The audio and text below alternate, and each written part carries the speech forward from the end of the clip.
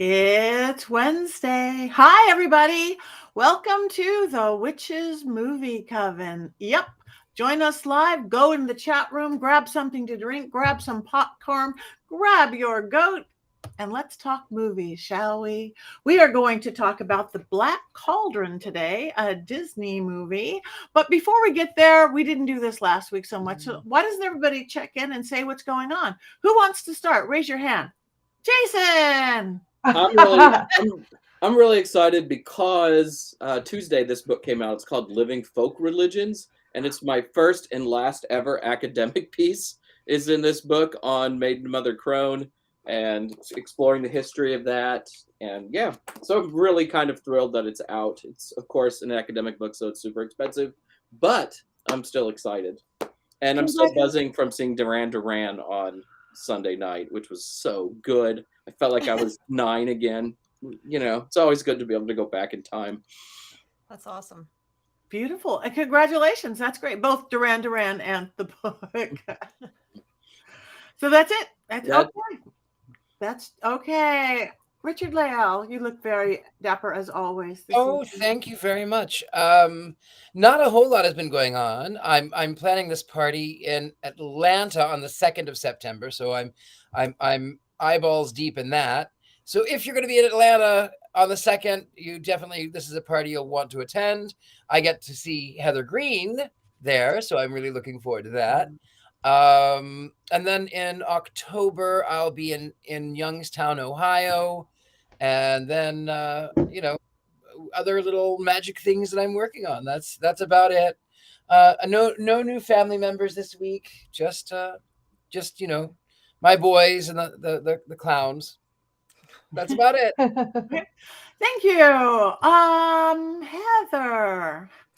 Well, just have a lot going on personally with construction of my house, which has been ringing in my ear as I try to do all my reading all of my wonderful witchy manuscripts and working with authors, my usual day. But I, other than that, I did want to mention one thing is that I restore dolls, which is why I'm a big fan of haunted dolls and other kinds of dolls and all dolls. So I restore dolls. It's something I do as a hobby, very relaxing. And, so there's doll parts all around my house. And so I was sitting there and I had this extra doll. And I know that someone here, Courtney, mentioned that she had always wanted an American Girl doll, but could never afford it. So I have a ton of dolls that I'm restoring of the American Girl doll type. And so I had an extra one that was Courtney's doll that she wanted and never got. So I decided I would restore her and send it to her. So I'm going to be this is the first reveal. She's not fully done, but she is close to being fully done. So I figured I'd do a pre-reveal. Here she is. And so she is going to finish with her restoration. She just needs a little bit more done. And then she will be heading all the way to Salem to go to her forever home. So here she is. Big surprise, everybody. Look. Already tidy. Courtney is actually going to have a real doll. Thank you, Heather. This Heather sent me this text and I did not see where it was going, but she was like, what was the name of the doll that you wanted? And I had, growing up, always wanted an American Girl doll. My friends had them and I never had them. And I had kind of a rough childhood. So it was Felicity, and I remembered her being brave. Like that was what I connected with, was that her story was that she was brave. And so I was like trying to rack my brain, and I think it's this one, and I think it was because of this or whatever. And Heather immediately was like, yep, this is her story, and I remembered her. And then I didn't know why she was asking me, but then she sent me a text and said, I have one and I'd like to restore her for you. And I burst into tears, and my inner child was healed in that moment. It was I can't thank you enough, Heather. I know that is shocking for anybody watching that I would actually ever want a doll, but this was the only doll as a kid growing up that I ever actually wanted. And look at her, she's so beautiful. What's really exciting is when we decide what soul to put in the doll so that it's haunted for you forever. That's really going to be the cherry on top of the gift. She is beautiful, and she looks like she could be your kid, Courtney. She's not her. Yes, I she's love very her pretty. so much. Yep, she will be. I just gonna make her little pink curls more perfect, and just get her dress a little bit ironed, and then she'll be headed to you for her. Like I said, for her forever home. I have a ton of them. I like to restore them and find them new homes, clean them up, customize them, do that, and find new homes for them to have new friends. So that's one of my weird hobbies. And I do the older dolls too. And I just got a 120-year-old doll that I'm going to do some restoration on. I will reveal her next week after I fix her rear end, which is leaking sawdust right now. So she's not. I have that problem. Yeah, it's a leather dolls, right? So does Black Phillip. Yeah, see, so we'll restore her and bring her down. But this one's headed to Salem in probably by next week. I think you'll have her. I'm so happy, Heather. Thank you so much. You're welcome. I'm happy for you and for her. I can't wait to love her. Oh, she will love you back. I can't wait to see Dusty Butt. I know. That's something to look forward to. Her name is Gladys. We're not going to talk about her right now. Okay. I did see the preview. She's beautiful. I can't wait for the reveal of Gladys. She's stunning. Yeah, she is stunning. I can't wait to show you. Oh, yeah. All right. Well, thank you, Heather. All right, Courtney, on to you. I mean, how do I follow that up? But yeah, my big news for this week was that I saw The Little Mermaid, the new one. Very excited about that. I was very nervous because I don't automatically love these live action movies that they're like the remakes that they're doing. Lion King was a travesty and should have been burnt on the cutting room floor. As far as I'm concerned, I did love Aladdin, but I thought this movie was like so crucial to my childhood and I was so afraid. And I, for the entire movie, sobbed, like violently sobbed. There was not just like tears leaking out of my eyes. I was like, because it was so beautiful. It was so well done. The songs were beautiful. Ariel was beautiful. And it was absolute and utter perfection. And everyone that I've talked to that has seen it has said the same thing. So run, don't walk, and go see it. Thank you. And anything else new? Oh, yeah. I don't know if this is a little PG, but whoa.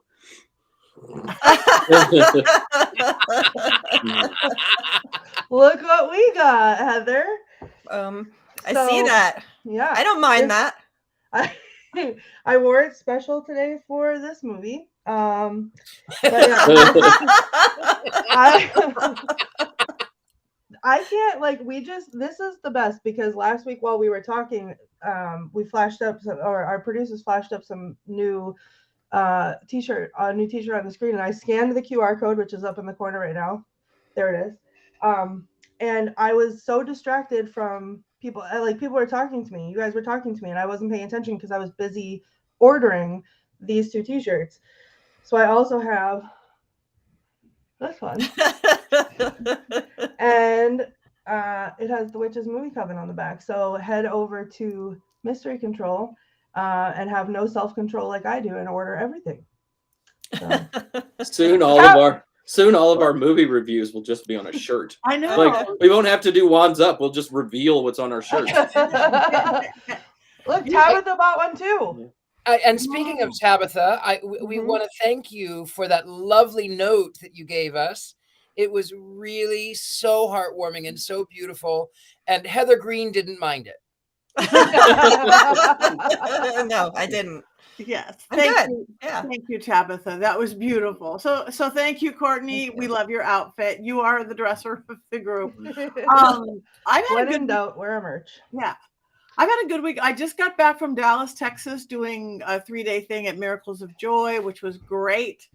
But floods are following me around. I am not taking responsibility just because I called some water dragons, but day 2, all of a sudden their whole shop was flooded, which is happening to everywhere I go, but they'll get through it. But it was really fun. And I'm leaving for Ventura this weekend for Stefan Brigatti for a Pacific Coast Pacific Coast Paracon, all sorts of fun people. And then next week, Las Vegas. I'm going to be at the Halloween Emporium and Haunted Tea Room. My first time in a Hollywood Halloween Emporium Haunted Tea Room. So I'm on the road, and these, I might be able to take Black Phillip to Ventura with me to see how he does. I'm very excited. So that's it. Everything is good. So yeah, all sorts of great things. Mystery Control while you're there buying Courtney's quotes everywhere. Check out my Power Panties. Check out my Spellcaster. Check out all of our Witches Movie Coven stuff. So that's what we're doing. And we want to know what you guys are doing too. So put it in here. Just tell us. We like when you guys participate. All right. I guess we can get to the movie. Use code Patti, 25% off. That makes it, they're practically giving them away. And I was in such, don't be like me. I was in such a rush. I forgot. So I paid full price. And it was worth it. I also have to say, just really quick, Patti, your Spellcaster line, I bought the rainbow. I think I've worn it on here before, but the rainbow witch hoodie. And it is still hands down, as you can see, I own a lot of them. Hands down my favorite hoodie that I bought from Mystery Control. It's so comfy. Thank you. Yes, Mystery beautiful things. We want to thank our producer Christine, who's really good at getting this all figured out, and Roth. So, oh wow, was that a music? Did that come in? Was that one of you, or was that like sound effects from the heavens? That was me kicking my desk. I'm sorry. It came on. It was Power Panties with a boom. It was Not a Doll. Not a Doll wants some Power Panties. I guess that is good. He did just wink at me. I always stare at Not a Doll. It's just hypnotic. It is. It is. And Not a Doll moves. Yeah. Oh wait. Jason. Yeah. Oh wait. Colin. Jason broke Not a Doll, so Not a Doll doesn't like him. Oh. All right, Colin. We're working on that. I just see Colin said he tried to order. They tried to order Patti's Power Patties. They don't ship internationally yet. We're working on that. We are, because I want everybody to have whatever of our Mystery Control stuff to do it. So we're hearing you. So all right, let's movies. Witches talking about movies and witches in movies. The Black Cauldron. It was my first time watching, and I'm not going to start. Who wants to start? I'll start. It was 1985. And I kept expecting Doc Brown to show up and take us back to 1955 so that Walt Disney and tell him, don't make this movie. Don't make this movie. But of course, Doc Brown never showed up. And 1986 happened and 1987 happened. And, however many years later, we're here discussing this wonderful film that, that's about it. That's what I'm going to say right now. I'm not going to go much further right now. Okay. Well, Heather, do you want to give us the book talk on it from your beautiful book? Do you have things to say about the film itself before we say how much we loved or didn't love it? Yeah, there's a couple of things you can say about this film that are important. So this, in terms of witch films, was made during a period of time when we weren't in a witch film era. So it was after that. Most of the films that contain magic or adjacent type of witchy characters even were high fantasy. So during this period of time, think of Dark Crystal, think of Conan the Barbarian, even cartoon shows like Smurfs and what's the other one? Skeletor, He-Man. So this really is a period of time where we see a lot of this, what we call high fantasy or this medieval based fantasy in live action and stuff. That's where we're seeing most of the witches. So this fits into what was being offered at the time in terms of magical films. Okay. That's number one. Number two, and most of the witches are very typical as they are in this one. The other important part of this is how it fits into Disney's history, because it's a really interesting film in that it was, so from the late 60s into the 70s, Disney was falling apart. They even threatened to take over it by the late 70s. There was talks of takeovers. It was doing so poorly. Walt died in 66. Roy Disney died in 71, I believe. And it just was faltering. And it was going between new animators who were coming on board wanting to do fresh stuff that kind of harkened back to the old days when they were successful. And then the old guys who just kept repeating and repeating and repeating and weren't really moving with the times. Because as we all know, the 70s was a big changing period for our country and entertainment. So Disney was really struggling to find itself. There was a lot of bad movies or just okay movies, both live action and animated during the 70s. Rescuers, which I enjoyed, but it's not something you're going to write home about. And things like The Cat from Outer Space was Escape a live from action. Witch Mountain. Escape from Witch Mountain is another one. There's a lot of them you can name. You go, oh yeah, I remember that. We talked about Bedknobs and Broomsticks, another one from that era that just fell short. So Disney was really struggling. So by the early 80s, they hired Eisner, someone else, to come over and turn the company around. So he does. Now, what does he do though? He says, okay, we've got this movie and Black Cauldron and The Great Mouse Detective. It says, let's finish those up, get them out and be done with them. So these were holdovers from the older period, from the period they were struggling with. Eisner was aiming the company quickly in different ways, eventually leading to 1989 when the original Little Mermaid came out and the company found its feet again. So this was one of the last ones from the difficult period. I called it the dark ages of Disney when I was doing my dissertation. It's funny. So they tried to bring it back holograph. It didn't work. They used the multi-plane camera for the first time. I just found some notes. Tim Burton said this is the movie that made him get out of animation. He did not want to do animation after he saw this film. Tons of people left. They joked about it. I mean, it was a massive disaster. And sometimes they say that it almost killed Disney. It almost destroyed the company. So that's my little talk. And I could talk about this for hours because it's so interesting what happened to Disney in during this time, but whatever. What I find fascinating here, Heather, is that this film cost at a time, because they used animation via computer was so expensive in those days. And they did it for the Cauldron and for the Magic and for the Bubbles. And it was computer animated. It was very expensive. This film cost $20-some million. 25, yeah. $25 million, and it only made like $22 million. Ironically, the Care Bears movie cost $2 million the same year. It cost $2 million to make and made $20 million. So one of the saddest things about this, though, is that this is based on a real property, not on a fairy tale. This is Lloyd Alexander's Pride and Chronicles. There are 5 of those books. I grew up reading those books in junior high school. They won Newbery Awards. They were quite acclaimed. And for any pagans out there, they're based on the Mabinogion, Welsh mythology, or the Mabinogi, as Dave the Bard just told me is the correct pronunciation. But so there's like this really kind of great pagan history to these, and they botched the whole story. This is a combination of the Book of Three and the book called The Black Cauldron.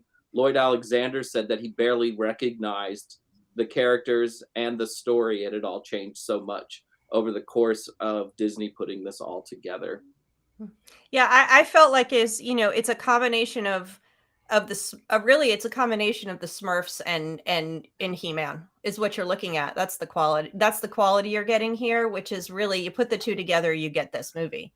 But it was the first one to use computer animation, and they were so excited to be able to do a fairy tale-esque lore story again. They were 10 years they were working on this movie, which should tell you that it's not going to be successful in the first place. Movies that go on that long never are successful.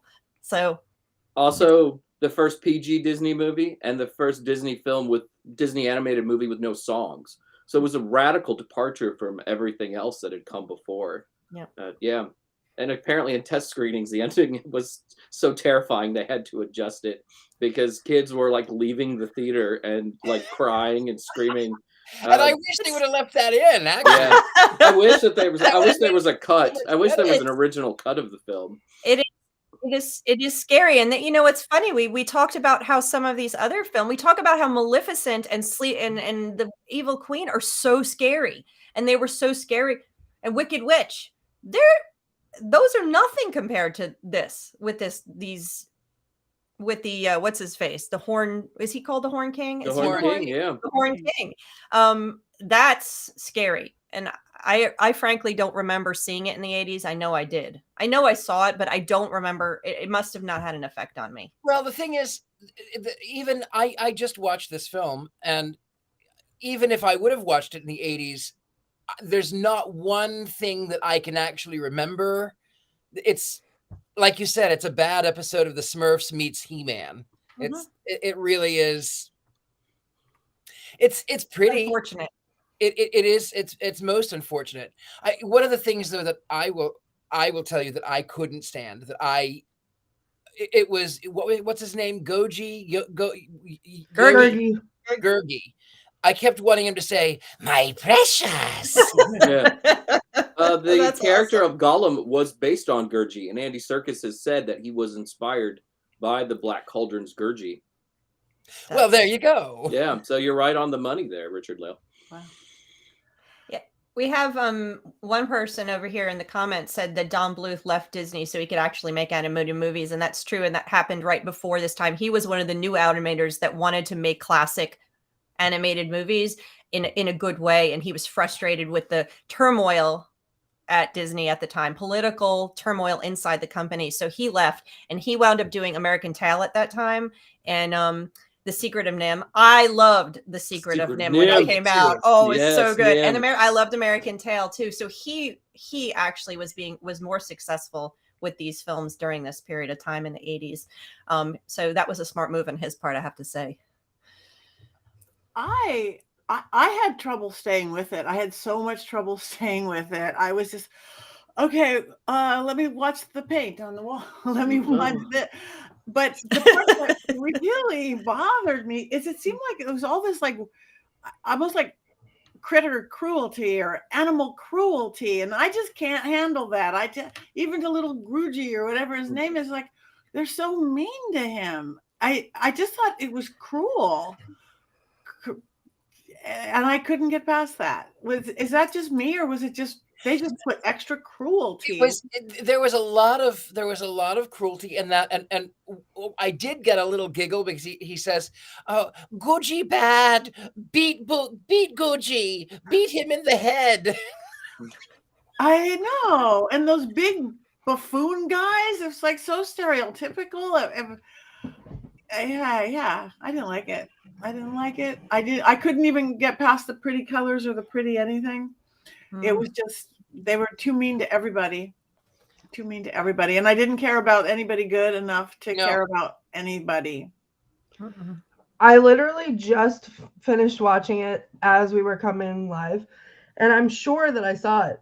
Excuse me. I'm sure that I've seen it probably multiple times before, because I tried to watch it the other day with my son, and as soon as I said, this is the movie that we're watching, he was like, oh my God, this is the best movie. Oh, I love it. And he's obsessed with it. He loves it. But he also likes like the Dark Crystal. And so I think it's very much in the same vein. But he's watching, we put it on, and 3 minutes in, I was like, yeah. And then he's like, oh, I forgot how great this movie is. Oh, it's the best movie. Like, I just watched it again. None of that triggered anything for me. Like, I don't ever remember watching any of this.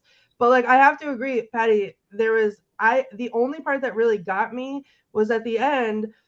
I was like, again, I'm like, I have it on and I'm paying attention to other things while I'm listening to it. But when he's going to jump in the cauldron, and then Gurgi says, no, like Gurgi has no friends. And then he leaps off the thing into the cauldron. I was like, are you kidding me? Like, I am not emotionally stable enough to be watching this. Like, this is not okay.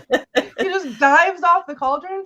But I will say one thing, I will give it this, like the sidekicks for me in this, like the quintessential Disney sidekicks, it felt like there were so many of them, and I kind of did enjoy them a little bit. Like I wasn't connected to the story, but like the cute things with the weird voices and whatever, like, and then in the beginning when they were talking about what's the pig? Henwen. Okay. He's actually based off of a goddess, but go on. Oh, well, okay, great. Because the one thing that I really did connect with was the way that they were talking and treating Henwen in the beginning. And I was like, why can't this be my life? And they were like, oh, just feed the pig and brush the pig and let the pig be a pig. And I was like, me? Like, why not me? Next time I see you, I'll brush you and feed you. I'll be like, oh, why does the pig have visions? Like, okay. The pig was awfully cute. Yeah. So that was that, and the way that they kept some calling him pig. like Some some pig. pig, yeah. It looks like Charlotte from Charlotte's Web. Yeah. I mean, TW. It's the period, yeah. same period of time too. The animation. It was such 80s animation. Yeah.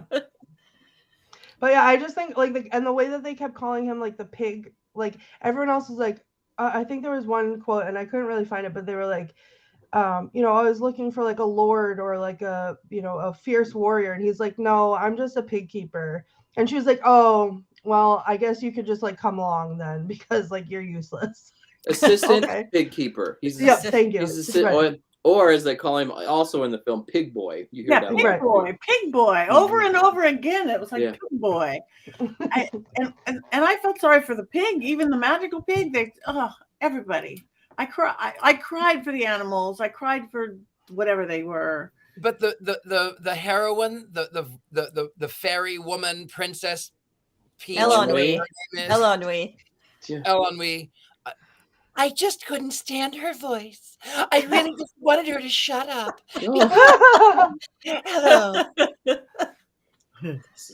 Talk about cruelty to animals. That was cruelty to these pig ears. That was. This is making me cry today. You know, I expected people not to like this film. I remember when it came out, it made no impression on me at all, and I had read the Chronicles of Prydain before. And I remember I finally found it in the 90s and I was like so excited. And then I was heartbroken when I watched it because they get so many of the characters wrong. Gurgi is not a little bear badger thing. He's basically like a Sasquatch, a skinny Sasquatch who can ride horses. Very much kind of the European wild man myth. Fluter Flam is not 80 years old. He's young. He's got pretty hair. He's taller. He's quite regal. They got Fluter Flam completely wrong. Curl. Yeah, I don't know why I like Fluter Flam so much, but there's something about him that I really like. And Elanui, of course, has red hair and not blonde hair, though some of her characterization is on point. So there's a lot about this movie that I hate, but John Hurt as the Horn King gives an absolutely terrific performance. Terrifying. Some of the art is beautiful. The backgrounds, the character design for the Horn King is absolutely terrific, as is the cauldron itself. There's also sort of the end credit scenes where there's just some really, really pretty art. I want this to be a great film, and I know it's not, but at the same time, I just can't hate it entirely. And I find things to like about it while I'm watching it. But maybe just because I like the original story so much. Don't you think, though, and maybe, Jason, this would be for you, that given what Disney does with their live animations, they run out of ideas and they try to keep themselves relevant and they try to keep these stories in line. Now, they may be good. The Little Mermaid is the #1 film this week.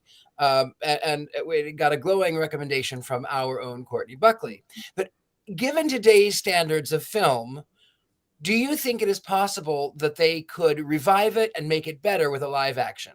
It would be fantastic if they took the 5 books. They could skip Karen Wanderer book 4, but if they took the 5 books and turned it into a live action show for 4 or 5 years, it would be outstanding, and I would cry.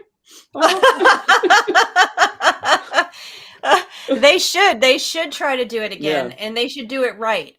You know, they have a lot, but and they have to have the interest. They could have done it in the 2000s when this type of film was popular again, when we were seeing the Lord of the Rings and high fantasy. So if they wait, or if we see signs of high fantasy coming back, they should try again, because I think the premise, and you can see in it, the premise, there is a story there. They just didn't focus on it. And I think they probably, and 10 years, 68, I think I had 68 different animators working on it. It's going to fail, you know, and then they rushed it out to get rid of it. So there was a lot of problems with it that had nothing to do with the attempt to animate again. So I wouldn't mind if they tried again. I think there's something there. So what I said it, didn't I, Richard-Lael? You're pointing at me. I didn't mind. No, I did mind the movie. I'm not going to say that. Yeah. I wouldn't mind if they tried again. I would. But what do you think that is? Okay, like if it's based on good books, real story, they know what they're doing. Is it like death by committee or something? They couldn't agree. I just always wonder when something like crashes so badly. Well, in the case of this one, the actual there was infighting with the animators and the artists when all of this was happening. They changed from CEO to CEO from who was running the overall company. And they just kept churning out bad ones that were not pulling in profits. Literally from my research, there was talk about the company being taken over. That's how bad they were doing in the 70s. So, I think the problem was more of the fight over the creativity of, are we going to go back and do the old stuff? Do we want to do new stuff? Are we going to bring back this? What are we going to bring back? And, so you had these new animators and then these older guys called what are they called? The 9 old men who were around forever. They're aging, not in touch with the times, wanting to keep doing the same old thing. And then you have the newer ones wanting to innovate, but try to, so I think it just was a mess. It was just a mess of a period of time. So unfortunately, this was a victim of that. So I think it would be great for them to try again. I think there's story there, definitely. It just doesn't hit the Disney formula either. I mean, if you look at Disney's formula, this is not the right movie for that formula. And they were really focused on the formula for a very long time. And to do such a thing, which was such a radical departure, I think it was always going to fail. It was just set up that way. One thing I have to say that they did do right, and maybe you guys will agree with me, maybe you won't, but in the very beginning of the movie, Black Phillip made an appearance. That is the true. goat is good. Yeah. And they called him the Horn God, and he was angry. He was angry. He was. And speaking of, who is Black Phillip's friend, Jason? I have many goats, and I always feel bad because I don't have any dolls. So I just thought I would bring out all of the stuffed goats over time. This is my mini goat, and he's very cute, and he's just hanging out with Black Phillip. I see another one behind you. Yeah, there's a little baby goat. Another one behind me. Yeah, right above your head. Oh, I'm pointing like you can see where I'm. Yeah, that looks like a witch. That's actually not a goat. Oh, yeah. Oh, there it is. I see it. It's a little white one. No, that's another one just like this. It's like a Thai beanie baby goat because people give me plush goats as gifts. I love that. Yeah, it's nice.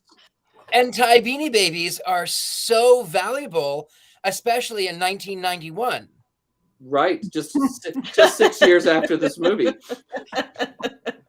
We need that time machine. I'm just waiting for that DeLorean to show up, right? No, back to the past, not back to the future. Well, the second movie they were in the future. I guess. Yeah, that's okay. But they were in our past because they went to what 2020. I know it's a different film. 1985, 1955, 2020. One? I think so. Yeah. I don't remember. And then 1885 and then 1985. Aside from that, so going back, I hear keyboard clicking. I'm looking. I just wondered what T-shirt Courtney was ordering. I know, Courtney. So this so as I said, this movie killed Disney. And honestly, personally, I've always been a huge Disney fan. I spent all of my master's degree studying Disney and my dissertations on Disney animation, so I spent a lot of time on that, and have just been watching it for all these years, and saw all the movies through. And I think it was this movie, and then maybe even The Great Mouse Detective. It was this period of time where I stopped going to the theaters to see Disney movies, and I cannot. I just was like, I'm done. They're horrible. I don't want to watch them anymore. I'm not interested. And then, so I never saw the movie that brought back Disney in the theaters, and that was The Little Mermaid in 1989. And I did not see that movie in the theater, which is like, for me now going back, I go, I can't believe I did not see that movie in the theaters when it came out, because I didn't go because it was going to be another Black Cauldron or Great Mouse Detective. So I'm like, I'm not going to go. But so I did see it in the theater since then. But there are videos of me as a, like however young I was, 3-4-year-old kid, at every family gathering, like Christmas, that I would insist that everyone gathered around me. And I had a little cash register that had, it was like a shopping play thing. It had like the little microphones. You could be like, clean up on aisle 12. And I would remove that microphone from the cash register and I would belt Part of Your World. very, very seriously though. Like I was like in it. Like it was a performance. It was not just, and there's videos of that. And everybody had to clap or else I'd do it again. So as much as I am not a fan of Disney, I have a little dark secret. You have a Black Cauldron? I do have a Black Cauldron, but in 1989, I was obsessed with The Little Mermaid, and I wanted to be the Little Mermaid, and I was in love with Prince Eric. Yeah. Prince Eric. I was in love with Prince Eric. I was in love with him. He was so beautiful with his dark hair and the blue eyes. Oh, he was beautiful. I was just in love. And I was strangely fascinated by The Sea Witch, which I know this is not the film that we're talking about, but that is the film that succeeded and brought Disney back from disaster. And I think the key thing to that is what someone said. I think it was Jason that said it earlier, was that this Black Cauldron had no music. Now, Walt Disney loved putting music. That was one of the things that got him going with the silly symphonies and doing animation and music. That's was part of his shtick.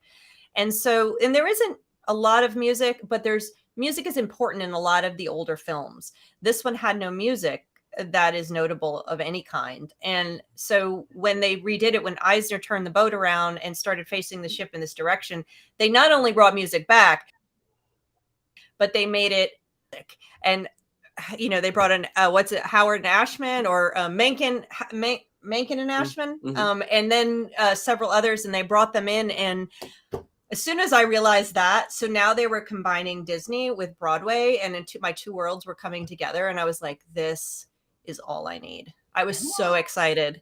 And I was in after that and saw all the preceding ones in the theater, of course. There's an alternate universe though, where the Black Cauldron has music and songs like Not Just an Assistant Pig Keeper and I would love it. I'm Making an Army of the Dead and Rumblings and Grumblings when you're introduced to Gurgi. And I would really like to see that. I think that would be fantastic to turn it into a Broadway musical, Jason. I think you're onto something. Yes, I would see it. And I just want to say, because it just died 2 days ago, speaking of music and beautiful music in Disney films and things, my friend Milt Larson just died 2 days ago. He was the starter of the Magic Castle, and he had the Variety Arts Center. I've worked with him since I don't even think I was 21 years old. And he wrote things with Richard Sherman from like Chitty Chitty Bang Bang and Mary Poppins and all that. I mean, he made a nice old 92. He was at the club till late the night before. He died in his sleep. So he did it all right. But I'm going to miss that guy. I've known him my entire adult life. So goodbye, Milt. Bye, Milt Larson. Speaking of magic and Milt Larson, magic in this film. There was a certain amount of magic, and I like Henwen. It is actually a Welsh goddess, and she is oftentimes depicted as a white pig because it's a sign of the mother and fertility.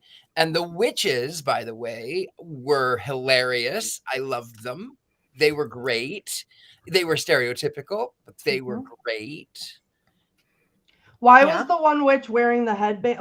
It was like an exercise headband. I couldn't get over that. It was the 80s. It was the 80s. I thought it was so good. It was so good. Into the oldies. She was doing aerobics and stuff. Yeah. Until she kept her girlish figure. I love it. She's listening to Olivia Newton-John. They were so. It's the classic Macbeth witches that are used in all of the things, and they actually their skin turns green at one point. It goes back and forth. I can't remember. They get angry, and I think the skin turns green when they get angry. So she is with her headband. She's right there with her headband. Yeah, did she? It passed. Yeah. Oh, there she is. Yeah.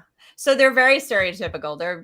They were perfect, but they, if we're talking about things that kind of made us scratch our heads and wonder, is what I couldn't get over was that he threw the pig over into the moat. And then that was it. And then you don't see Henwin to the end again. And I kept going, like, aren't you worried? I'm like, you just threw the pig into the moat and then that's it. I'm like, I had that on my head the whole time. I'm like, what about the pig? What about the pig? Well, sorry. That was what was bothering me the whole time. Animal cruelty. Animal cruelty. Go jump, Henwin. And then he throws Hen. You would think he would try to get out and go find her right away, but then he gets absorbed into the whole thing, and he's dealing with witches and Gurgi, who just sacrificed his poor self for the good of the world. Too soon. I'm not ready to talk about that part. Yeah. Gurgi. Yeah. That's the only emotional punch Gurgi in the has whole no film. friends. I loved the quote that Mary Jane pulled up, because the young one, Mary Jane says, the young witch, the only funny quote in the film, you don't mind if I pluck your harp. That one I did actually laugh out loud with. I went, that's a double entendre. Yeah, those witches were good. They were okay. But I think still most of it was very much like a Saturday morning cartoons, which probably a lot of people don't remember or don't know what they were, Courtney, right? They didn't have Saturday morning cartoons. I had Saturday morning cartoons. Did you? I don't know when they ended. Listen, this movie came out in 85. I came out in 86. So I was right behind it. I used to watch X-Men. Spider-Man. The Tick. Spider-Man. Yep, The Tick. I used to watch, there was a whole host of them. I was big into like the Ninja Turtles, all that, all the Saturday morning cartoons. When did that end? I don't even know. When cable when cable came in, like probably 90s. Yeah, late 90s. Okay. Well, that was a big thing. I mean, an hour and a half with the Smurfs. And the whole time, that's all I could see was this is definitely He-Man on the Smurfs. But I actually loved the Smurfs. I did. I loved the Smurfs, but they were the Smurfs and Gargamel and Azrael. The animation in this is a lot better than those cartoons. I mean, because I still watch some of those cartoons, and this animation is fluid. If you ever watch the original He-Man show, and if you look closely behind me, you can probably see a display of He-Man stuff with the wide-angled stuff. That animation is complete garbage. This is good animation. It's just not particularly a well done story. Yeah, I think their animation could have been better. I don't like the character designs. I really hate the character designs. That's what I'm talking about. Is the characters themselves look very simple compared to what Disney normally does. That's exactly right. The backgrounds and the king, he's way more complex. So maybe that's part of the creativity arguments they were having. There's a couple of pictures of Richard Burton's character designs, and they are awesome. They're floating around online. However, they just probably don't. They shouldn't be in a Disney movie in 1985. But maybe now, because things have changed. I think you can be a little bit more adult in a Disney movie than I think you could back then. Right, that's true. All right. Well, I guess we've talked it. So I guess we have one thing left to do, and that's vote on it. Okay, we want you guys out there. Hi, Suzanne. Hi, Tabitha. Hi, everybody. So, wands up, wands down. The Black Cauldron, 1985 Disney movie. It is a noble failure. It is a failure, but it is a noble failure. And I do think it is worth watching. I do think that there are some redeeming qualities. I am usually the one doing the thumbs down, and I am giving this a 50-50, 55-45, kind of up. Not enthusiastic, but I still think it's worth watching. Just watch it for John Hurt, who's fantastic as the Horn King. That creepy voice and the good animation. Sorry, I'm very passionate about these things. I feel like I can't give it a full ones down just because I felt so represented by the pig that got fed and brushed, and so that's where I'm at. And because R.I.P. poor Genji or whatever, Gurgi. Gurgi. Poor Gurgi. Yeah. I'm sorry. I didn't mean It's to. okay, cut you you're off. good. I agree with Jason. You should watch it because I think you should watch everything. And to know it's good, you need to see what's bad. But I have to say, a comment in the thing, it says you all would probably hate The Last Unicorn. And I'm just gonna say I love The Last Unicorn. I do too. I love that. I love it. Absolutely love The Last Unicorn. It's a totally different movie. Okay, so I'm looking at everybody writing. We've got ups, we've got downs, we've got half and half, which is up. Juan's neutral for overall. Down, more downs than up. I'm down just for animal cruelty. Sorry. I don't need to see it to say down. Lisa, you're killing me. That just hurts. Hurts me. Such formative books. I've wanted to be an assistant pig keeper in the 7th grade. Oh my god.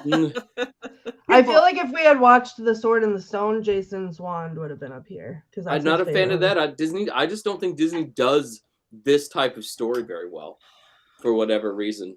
But yes, you'll get my thoughts on that movie soon enough, I think. Okay. So you guys decide. If you haven't seen it, everybody says you should still sort of see it. You don't mind animal cruelty. It's okay, Lisa. We're still cool. But I'm just, there's a lot of tears internally tonight. And it didn't have that many great quotes, right? No. There's not, 1, 2 No. quotes. No. Yeah, I struggled to. I looked for you guys. Because that's become like my thing, and I love it because I just want to buy more T-shirts. But I couldn't find anything. Not a lot, because I think the Gergie has no friends bit just took everything else out of my head, and that was terrible. And I don't want to buy a T-shirt of that. So. And then he comes back. He makes the bargain. I want my friend back, and then he's dead. Yeah, he comes back. He comes back to life. Munchies and crunchies. At the end. Yeah, munchies and crunchies. Yeah, he's dead for a good 30 seconds. It's too depressing. Yeah, it's a good cartoon death in that era, where everybody dies for 30 seconds, and then Orko returns on Masters of the Universe. It's just how that worked at the time. Okay, well, we're mixed bag as always, leaning towards down, but it is pretty, as we see right there. It is pretty. That's not even really what the animation looks like in the film. I mean, that's much more colorful and sharp. Yeah, that's closer right there. Yeah. The backgrounds are very pretty though. I did like the backgrounds. And the music's pretty good too. I love the music. Yeah. Also, I love all of the singing. That's my favorite part. The Broadway musicals? Beautiful. Yeah. Not just an assistant pig keeper. I will find a life of thrills and adventure. Good boy. Yeah, we can do it. We can do the yeah. I like the Army of the Dead possibilities. There's a lot that we can do with that song. Raising an and army the love of story. The dead. An army of the dead. Yes. Oh, yeah. Sorry. And a love song between the two, a little tension, make them a little older. I think that would work very nicely. Yeah. Oh, wait. Somebody just asked, Robert just asked, what is the book series it was based on? The Chronicles of Pryday. This is an adaptation of the first 2 books, the Book of 3 and the book called The Black Cauldron. Also, make sure to read The Castle of Lear and The Final Battle and even Terran Wanderer. I love all of them so much. Okay. And the books were based on Welsh mythology. Yeah. Yeah. All right. Well, thank you. Cool. I don't know what we want to do next week. We do want you guys' opinions on things. If anybody has any thoughts, have we been discussing what we're going to talk about next week at all before we check in? We have a list. We do have a list. And our producer kept asking us in the chat, and none of us answered. Shame on us. Yeah, I can look right now. We'll have to discuss it and then announce, I guess. I guess we will discuss it and then announce. So everybody has to wait. Hocus Pocus. We did Hocus Pocus. We did it. You have to watch one of the old ones on YouTube. I know there's ones we always say we should do and we never do, but I never remember what they are. One of the ones that Disney made at this period of time that was a big flop that we might want to do is, yes, Warlock 1989. Sorry, I just got that. We've talked about doing that one. But it was something Wicked This Way Comes was one of their live actions that was made around, I think it was 82 maybe. That's another one we could do. It was interesting. I remember liking that one when it came out, but it was a flop too. Okay. Let's do a non-flop. Yeah, we can do that. Yeah. Let's do a non-flop. I would just vote for that. But anyway, we have a few minutes left. We kind of already checked in, but does anybody have anything coming up that they want to do or say? I will be in Orlando next weekend for Summer Magic Fest, which is a new indoor pagan magical gathering, like a mile from the airport in Orlando, which is pretty exciting. So really thrilled to be going to that. I'm a fill-in for Ivo Dominguez Jr., who recently had a heart attack. I love you, Ivo, because he's like one of the best people I've ever met. So I'm going to try to do as well as he can, which is not possible, but still fun to be out on the road doing pagan stuff, talking about things that aren't bad movies. Yeah, and there's lots of different things coming up. I'm doing Witches Fest, I think, but I'm not going to New York because there's online stuff and other stuff. Got that one coming up, and I'm not even sure when that is. It's in July. I forgot to mention, you guys will be very proud of me.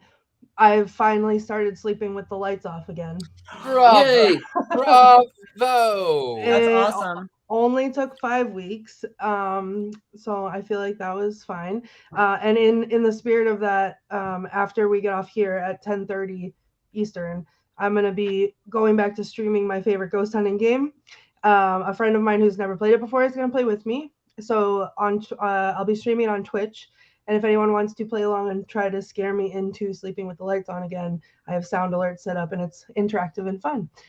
So I am at the Themes on Twitch. You can scan that and it will bring you there. And then at 10:30, I'll be live.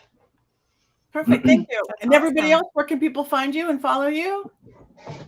Oh, you can find me on all the socials at the Themes. And on Scared and Alone at scaredandalone.com as Ghostbait, and hanging around Salem sometimes. Yeah. Well, and I'll go ahead and go. So you can find me. I'll be teaching at University of Magicus. I've got one coming up on Sunday. So if you are wanting to know about magic, come to universitymagicus.com. Patti Negri is there. Father Sebastian is there. Lots of people are there. Lots of magic. We're trying to get Heather Greene to get there and talk about her on the dolls. Jason and everybody. It's a great school. Yes. universitymagicus.com or magicu.org. We have like 20 teachers now and different paths, all different, different paths. So we don't, we call it a real life Hogwarts. We do. So thank you, Richard. And where can people find you, Jason? Often at Pan Mankey and on Twitter or on Instagram as the Silicon Valley Witch, just because I like to remind people that it's not all tech out here. That's funny. Yeah. Heather? I'm going to be at Mystic South in Atlanta in mid-July, July 14th, 15th, and 16th. That's a pagan witchy conference that we have. So I am on the board for it. So I will be there and probably running around like a crazy person trying to maintain everything. But I will be there and I will be doing some classes and having some fun as well, meeting everybody. And let's see, I'll be in Minneapolis and I'm end of June. So I may wind up doing stopping in at a bookstore while I'm there and maybe doing a talk or signing or something. So I'm working on that. And other than that, you'll find me in front of a manuscript reading some really great material. So if we have any writers out there that want to write witchy material, let me know. That's what I spend all my days doing. And I love every minute of it, I have to say. And you can find me on heathergreene.net. That's where I post that's where I have all of my doings. And I also post links to my articles when they come out. I'll have one exciting one coming out tomorrow, so watch for that link on my socials. Always about witchy stuff and other occult topics. So check that out. Other than that, that's enough for me right now. Okay, and I want to answer Tabitha. Does anyone do mediumship mentoring? Actually, that's the kind of stuff you're going to get at school. Richard-Lael does. I do. I think we have a couple other teachers that do. We have one-off classes. We have series of classes. We have one-on-one. So again, that's exactly what University Magicus or Magic U is all about. Mediumship mentoring, psychic development, spell casting, magic in several different forms. So yes, that. You can find me at pattinegri.com. And from there you can get to all my YouTube pages.